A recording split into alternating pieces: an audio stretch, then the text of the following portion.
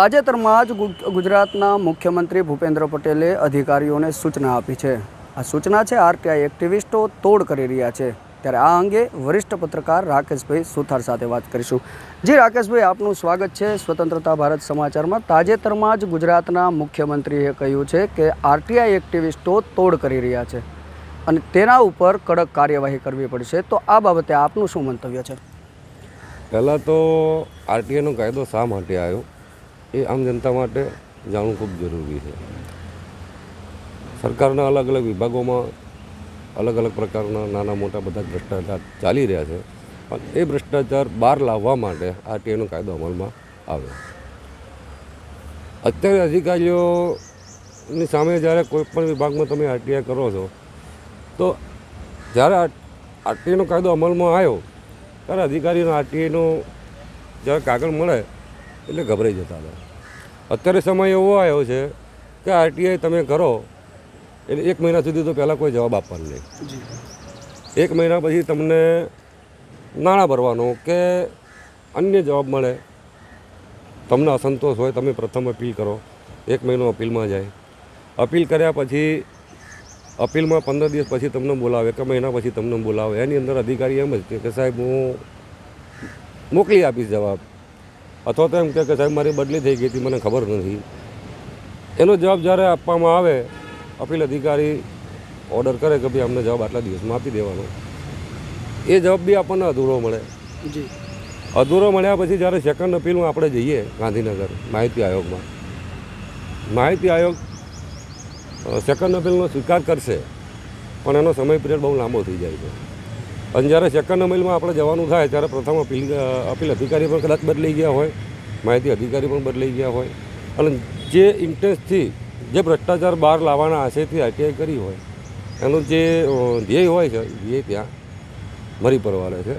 પછી આપણને જવાબ મળે છે કે ભાઈ આ ફલાણું કામ હતું, એ અનલીગલ હતું, કે ફલાણું કામ હતું, આ હતું કે તે હતું, ફલાણું ટીકણું જે હોય. પણ ત્યાં સુધીમાં જે ધ્યેય હોય છે ધ્યેય પૂરો થઈ જાય છે. રાકેશભાઈ, સૌથી પહેલાં તો આપણે આરટીઆઈ એક્ટિવિસ્ટ એટલે કે શું, રાઇટ ટુ ઇન્ફોર્મેશન એટલે કે માહિતી માગવાનો અધિકાર એટલે શું, આ કાયદા વિશે આપના વ્યુઅર્સને થોડી માહિતી આપો. મેં પહેલાં જ કીધું ને કે આરટીઆઈનો કાયદો જે બહાર પાડવામાં આવ્યો એ જે તે સરકારી વિભાગમાં ચાલતા ભ્રષ્ટાચારની માહિતી મેળવી અને એ ભ્રષ્ટાચારની વિરુદ્ધ સરકારને ફરિયાદ કરી અને એ ભ્રષ્ટાચાર જે કરનાર વ્યક્તિ છે એની સામે કાયદેસર કાર્યવાહી કરવા માટેનો કાયદો છે. મતલબ ભ્રષ્ટાચાર બહાર લાવવા માટેનો કાયદો છે. અત્યારે આ અધિકારીઓ કાયદાને ઘોડીને પી જ ગયા છે, કોઈ જવાબ જ નથી આપતા. તો આપનું કેવું એવું પણ થઈ શકે કે મુખ્યમંત્રીએ જે પ્રકારથી આદેશો આપ્યા, સૂચનો આપ્યા અધિકારીઓને કે આરટીઆઈ કરતાઓ તોડબાજી કરી રહ્યા છે તેને છાવરી લેવામાં નહીં આવે, પરંતુ મુખ્યમંત્રીને કદાચ એવું પણ સૂચન આપવું જોઈતું હતું ને કે આરટીઆઈ કરતાઓમાં તેઓને સમયસર માહિતી પૂરી પાડવી જોઈએ, જેવી કે પારદર્શક વહીવટો કરો, ચોખ્ખા વહીવટો કરો, જેથી આરટીઆઈ કરતા માહિતી જો માંગતા હોય તો એમને સમયસર માહિતી મળી જવી જોઈએ. આમ જોવા જઈએ તો મુખ્યમંત્રી સાહેબે જે સૂચના આપી છે એ યોગ્ય જ છે અને સાચી છે કે તોડબાજો છે એની સામે કાર્યવાહી થવી જ જોઈએ, એવું મારું બી મંતવ્ય છે અને સાચું છે. પણ સામે સામે એમણે ખાતાના જે તે વિભાગના અધિકારીઓને પણ સૂચના આપવી જોઈએ કે ભાઈ 1 મહિનાની અંદર તમારે જવાબ આપવાનો હોય છે, તો 1 મહિનાની લાસ્ટ તારીખ સુધી તમે જે તે અરજદાર હોય છે અને તમે મોકલી આપો છો કાગળ કે ભાઈ આટલા પૈસા ભરીને તમે કાગળ લઈ જાઓ, તો 1 મહિનાની અંદર તમારે જવાબ આપવાની જગ્યાએ તમે 1 મહિના પછી તમે એમને લેટર લખો, જેનો મતલબ શું છે? તો મુખ્યમંત્રી સાહેબને અમારી વિનંતી પણ છે કે જેમ તમે એમ કીધું કે ભાઈ જે લોકો તોડબાજો જે છે, આરટીઆઈ કરતાં જે તોડબાજ કરનારા વ્યક્તિઓ છે એની સામે કડક કાર્યવાહી થાય, તો આ જવાબ નહીં આપનારા અધિકારીઓ સામે પણ કડક કાર્યવાહી થવી જોઈએ, એવું અમારું મંતવ્ય છે. રાકેશભાઈ, આરટીઆઈ માંગીએ એટલે કે રાઇટ ટુ ઇન્ફોર્મેશન એક્ટ હેઠળ આપણે એપ્લિકેશન જમા કરાવીએ, એના કેટલા દિવસ હોય, એમાં જવાબ ન મળે તો અપીલમાં કેટલા દિવસ હોય, અને આયોગમાં ગયા પછી પણ કેટલા દિવસે આપણને ન્યાય મળે છે? આરટીઆઈમાં તો કેવું છે, મેં તમને હમણાં વાત ના કરી કે 30 દિવસની અંદર એમને જવાબ આપવાનો હોય છે. દાખલા તરીકે આપણે 1 તારીખે અરજી કરીએ છીએ તો 30 તારીખ પહેલાં એ લોકોએ જવાબ આપવાનો હોય છે. મતલબ કે 30 દિવસની અંદર પૈસા ભરવાના હોય તો એની જે તે રકમ ભરવાનો કાગળ આપણને મળવો જોઈએ. કાગળ મળ્યા પછી જે તે કાગળ પૈસા ભરવાની જે વિધિ છે એ પૂરી થવી જોઈએ. પરંતુ 30 દિવસની જગ્યાએ 31મા દિવસે તે આપણને પૈસા ભરવાનો લેટર મોકલે છે. તો આરટીઆઈનો કાયદો એવું કહે છે કે 30 દિવસ પછી તમારે પૈસા ભરવાના રહેતા નથી. તો 31મા દિવસે એ લોકો આપણને પત્ર લખીને કહે કે ભાઈ તમારે આટલા કાગળ થાય છે, આટલા કાગળની આટલી નકલ મેળવવા માટે આટલા પૈસા ભરો. એ યોગ્ય છે? એ યોગ્ય નથી. તો 30 દિવસની પહેલાં એ લોકો જવાબ કેમ નથી આપતા? બીજું, ચલો 30 દિવસની અંદર એ જવાબ નથી આપતા, પહેલી 31મા દિવસે એના પછીના 1 મહિના પૂરા થયા પછી જ્યારે લેટર મોકલે છે એ પૈસા બી ચલો અરજદાર ભરી દે છે. ભર્યા પછી એનો જવાબ તો કોઈ મળતો નથી. પૂરો જવાબ જે જોઈએ કે ખરેખર આની અંદર ભ્રષ્ટાચાર થયો હોય એ આશાએ પેલી વ્યક્તિ આરટીઆઈ કરી ભાઈ આ જે કાગળ કામ તમે કર્યું છે એના આ કાગળ મને આપો. એ કાગળ જો ખરેખર અધિકારી સાચા હોય તો આપવામાં એમને શું વાંધો છે? પણ નથી આપતા તો એની પાછળનું શું કારણ હોઈ શકે? એટલે ક્યાંક ને ક્યાંક આમાં ભ્રષ્ટાચાર તો છુપાયેલો જ રહે છે અને આ અધિકારીઓ પોતાની ભૂલને દબાવવા માટે આપણને સમયસર માહિતી નથી આપતા એવું પણ સમજી શકાય. હા, એવું જ સમજવાનું છે. સમજી શકાય નહીં, વસ્તુ એ જ છે. જો હું સાચો છું તો મારે શા માટે છુપાવવું પડે છે? તમે મને કોઈ પણ પ્રશ્ન પૂછો છો કે રાકેશભાઈ તમે આ શું છો, તમે આ ક્યાંથી લાય, તો હું સાચો છું તો મને કેમ શું વાંધો છે કે ભાઈ હું ફલાણા ભાઈ પાસેથી આ પૈસા લીધા તો મેં આ વસ્તુ લાવી છે, મેં આ કામ કર્યું છે કે આ ફલાણું કામ કર્યું, કેમ શું વાંધો છે? પારદર્શકો વહીવટ હોવો જોઈએ. પારદર્શક વહીવટ માટે જવાબ જેમ મુખ્યમંત્રી સાહેબે પેલું જે નિવેદન આપ્યું અને કડક સૂચના આપી કે ભાઈ તોડબાજ આરટીઆઈ કાર્યકર્તાઓ સામે કાર્યવાહી કરો, કડક હાથે કાર્યવાહી કરવામાં આવશે, તો એટલી જ કડકાઈથી અધિકારીઓ વિરુદ્ધ પણ કાર્યવાહી થવી જોઈએ. તો જ આ ભ્રષ્ટાચાર. અને બીજી વસ્તુ એ કહેવા માગું છું કે આરટીઆઈનો કાયદો ભલે હું કહું છું કે આરટીઆઈ કાર્યકર્તા આરટીઆઈ કરે છે, અરજી કરે છે, પણ તમારો પારદર્શક વહીવટ હોય તો ભલે પહેલાં 50 આરટીઆઈ કરે, શું ફેર પડે છે? 50 તમે પોતાના કામની અંદર તમે લીગલ છો, સાચા છો, તો સામેવાળો આરટીઆઈ કર્યા કરતા ભલે 25 અરજી કરે ને શું ફેર પડે છે? ફી તો ભરે જ છે ને, આરટીઆઈની ફી તો ભરે જ છે, ફી ભરે છે ને. અને સરકારને આવક થાય છે તો ભલે જે માણસ કામ કરે છે એ પોતાની ફરજ સમજીને જો કાર્યવાહી કરે છે, કામ કરે છે, તો આરટીઆઈ કરતા 50 અરજી કરે તો કોઈ વાંધો નથી. ભાઈ કરો ના, કાગળે લઈ જાઓ. 30 દિવસ શું કરવા?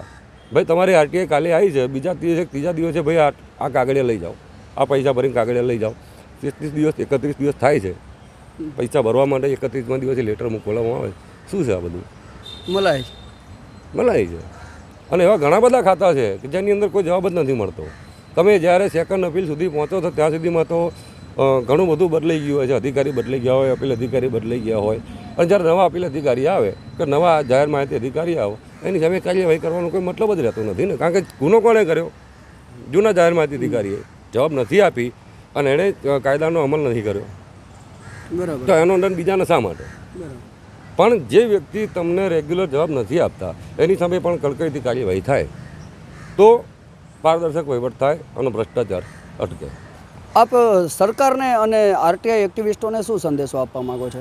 સરકારને મેં કીધું એમ કે જેમ તમે તોડબાજ આરટીઆઈ એક્ટિવિસ્ટ વિરુદ્ધ તમે જે સૂચના આપી એ સૂચનાથી મને તો સંતોષ છે જ, પણ સાથે સાથે જે જવાબો નથી આપતા, જે ભ્રષ્ટાચાર આચરી રહ્યા છે એની સામે પણ કડક કાર્યવાહી કરવામાં આવે એટલી આપણી વિનંતી છે. આરટીઆઈ એક્ટિવિસ્ટો જે સાચા અર્થમાં કામગીરી કરી રહ્યા છે, પોતે લડી રહ્યા છે, એવા વ્યક્તિઓને શું સંદેશો આપશો? આનાથી આ સંદેશથી કોઈ એ ડિમોનેટાઇઝ એટલે કે થોડી માનસિકતા તે લોકોની બગડી છે કે આરટીઆઈ એક્ટિવિસ્ટો હરેક વ્યક્તિ તોડ પાણીવાળા જ હોય, તો એ થોડો પણ આરટીઆઈ એક્ટિવિસ્ટ એસોસિએશન ચલાવતા હોય એમને આક્રોશ છે, તો એવા લોકોને શું તમે દિલાસો આપવા માગો છો? દિલાસો એટલે જે માણસને દેખો આરટીઆઈ કર્યા પછી જેનો ભ્રષ્ટાચાર બહાર જ લાવવો છે, પારદર્શક વહીવટને પ્રસ્થાપિત કરવો જ છે, એના માટે તો 50 કાયદા આવે કોઈ ફેર નથી પડતો. હું આરટીઆઈ કરું છું, હું પૈસા નથી લેતો, ભલે સરકાર 50 કાયદા લાવે, મારે કોઈ પણ વિભાગનો આરટીઆઈ કરીને એનો ભ્રષ્ટાચાર બહાર લાવવો છે અને એની ફરિયાદ સરકારમાં કરવી છે. હું સરકારને ફરિયાદ કરું છું, એના પુરાવા મેળવી હું સરકારને ફરિયાદ કરું છું. મારે પછી ક્યાં બીવાની જરૂર છે? સાચા આરટીઆઈ કરતા છે એમણે કોઈ બીવાની જરૂર જ નથી ને. જે તોડબાજ પત્રકાર કે તોડબાજ આરટીઆઈ કાર્યકર્તાની વાત થાય છે, જે ખોટા છે એને ડરવાની જરૂર છે, જે સાચા છે એને ડરવાની ક્યાં જરૂર છે? જી, તો આ હતા રાકેશભાઈ સુથાર, જે વરિષ્ઠ પત્રકાર છે અને આરટીઆઈ એક્ટિવિસ્ટમાં કેટલાક સમયથી પોતાનું યોગદાન આપી રહ્યા છે. તેઓના આરટીઆઈ એક્ટિવિસ્ટ અને પત્રકારત્વની કલમથી ઘણા બધા ભ્રષ્ટાચારો ખુલ્લા પણ પાડવાનો પ્રયાસ કર્યો છે. આરટીઆઈ બાબતમાં જે પ્રકારથી આપણે રાકેશભાઈ સુથાર સાથે વાત કરી તે જ રીતે આપણે યુવા પત્રકાર કુલદીપ ગઢવી સાથે પણ વાત કરીશું. કુલદીપભાઈ, જે પ્રકારથી આરટીઆઈ એક્ટિવિસ્ટોને તોડબાજ કહેવામાં આવ્યા છે, જો કે તોડબાજ હશે, પરંતુ આ લાંછન તો દરેક પત્રકાર જગતમાં કોઈ પણનું એક પર ગુનો લાગે તો એ દરેક પત્રકારોને છાંટા ઉડતા હોય છે. તેવી જ રીતે આરટીઆઈ એક્ટિવિસ્ટોને પણ જે પ્રકારથી મુખ્યમંત્રીએ સૂચનો આપ્યા છે તેમાં હરેક આરટીઆઈ એક્ટિવિસ્ટોને પણ લાંછન લાગી રહ્યું છે. શું કહેશો આપ? લાંચ આપી બધાએ જાણ્યું અખબારોમાં. લાંચ પણ આપી કોણે? થોડો વિષયથી વાત કરો. જી, જેમ કે સ્કૂલોની આરટીઆઈ મહેન્દ્ર પટેલે માંગી હતી અને સ્કૂલો દ્વારા જે આરટીઆઈ એક્ટિવિસ્ટને જે પૈસા આપવામાં આવે, ચાલો માન્યું કે મહેન્દ્ર પટેલ તોડબાજ હતા કે છે, પણ એમને લાંચ આપી શું કામ? ક્યાંક ને ક્યાંક એ લોકો પણ ફોલ્ટમાં હશે. તો એ લોકો પણ ઉપર પણ હું એવું માનું છું કે કાર્યવાહી થવી જોઈએ, એમના ઉપર પણ ઇન્ક્વાયરી થવી જોઈએ. ત્યાંના સુરતના ડીઓએ દ્વારા તપાસ થવી જોઈએ કે આરટીઆઈ કરતાંએ કઈ આરટીઆઈ માંગી હતી, કયા મુદ્દા પર માંગી હતી, અને એ મુદ્દાના અનુસંધાનમાં આ લોકોએ લાંચ આપી તો આપી શું કામ આપી એ સૌ જાણે છે. મુખ્યમંત્રીશ્રીએ હુકમ કર્યો કે ભાઈ આરટીઆઈ એક્ટિવિસ્ટો તોડબાજ છે, તોડપાણી કરે છે, બહુ સાચી વાત છે, ચાલો માન્યું કે કરે છે. તો કરે છે તો શું કામ કરે છે? ક્યાંક ને ક્યાંક ડીઓ અને તમારું શિક્ષણ ખાતું ક્યાંક ને ક્યાંક નિષ્ક્રિય છે, ત્યારે આરટીઆઈ એક્ટિવ તો એ આજે જ્યારે મહેન્દ્ર પટેલને આ લોકોએ લાંચ આપી છે તો એનો સીધો મતલબ એવો થાય છે કે આ લોકો દ્વારા શિક્ષણ ખાતાને પણ અવારનવાર હપ્તા પહોંચતા જશે. સીધો આક્ષેપ છે. જો ન હોય તો મહેન્દ્ર પટેલને જો એક આરટીઆઈ એક્ટિવિસ્ટને ખબર હોય છે કે આનો ફોલ્ટ છે કે આ એની ખોટી રીતે સ્કૂલ ચલાવે છે, એ મહેન્દ્ર પટેલને ખબર હતી, તો શું શિક્ષણ ખાતાના ડીઈઓને નહોતો ખ્યાલ કે આ સ્કૂલ ગેરકાયદેસર છે કે આમાં આ ફોલ્ટ છે? ખ્યાલ જ હશે ને. શિક્ષણ ખાતાના અધિકારીઓને ખ્યાલ હશે જ, તો કેમ એમના પર કોઈ કાર્યવાહી કેમ નહીં? કુલદીપભાઈ, મોટા મીડિયા જે કહી શકાય, આપણી એક માનસિકતા છે કે વધુ પબ્લિશિંગ હોય એને મોટા મીડિયા કહેવાય, ટીવી હોય તો ટીઆરપી વધુ હોય તો એને મોટા મીડિયા. તો એ હું નામ નહીં લઉં, પણ એ મોટા મીડિયાના એક વરિષ્ઠ પત્રકાર જેવો મારા તો આદરણીય છે જ, એવા વ્યક્તિએ મહેન્દ્ર પટેલને માફિયા, શિક્ષણ માફિયા કહ્યો.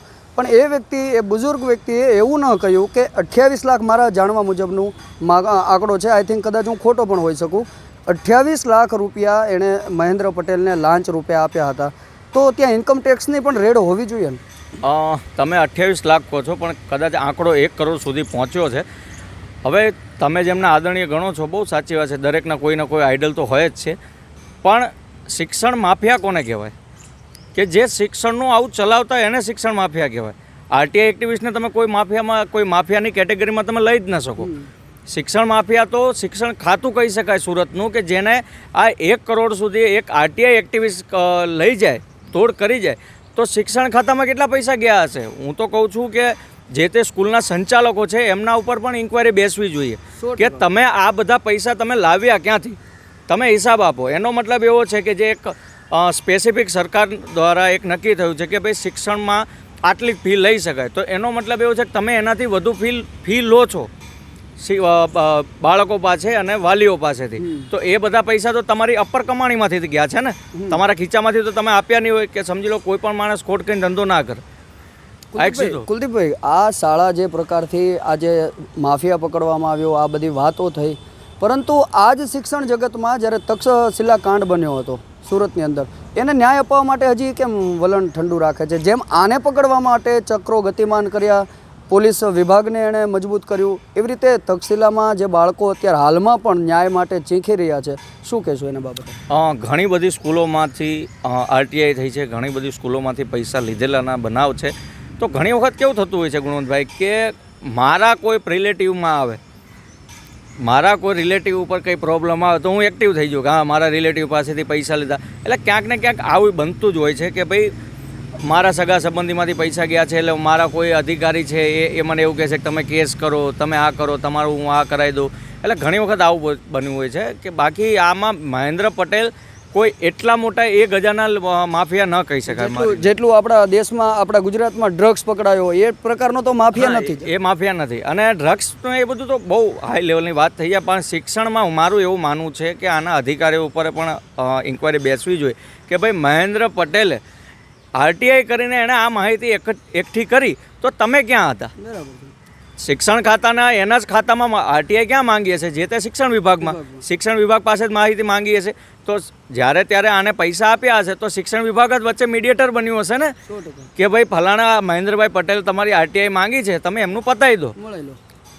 આ બન્યું હશે ને? સિચ્યુએશન તો જોઈએ જ છે, આ જોઈએ જ છે. Yes yes yes. અને મીડિયેટર વગર તો શક્ય જ નથી સાહેબ, કે મીડિયેટર વગર કોઈ માણસ પૈસા આપી શકે.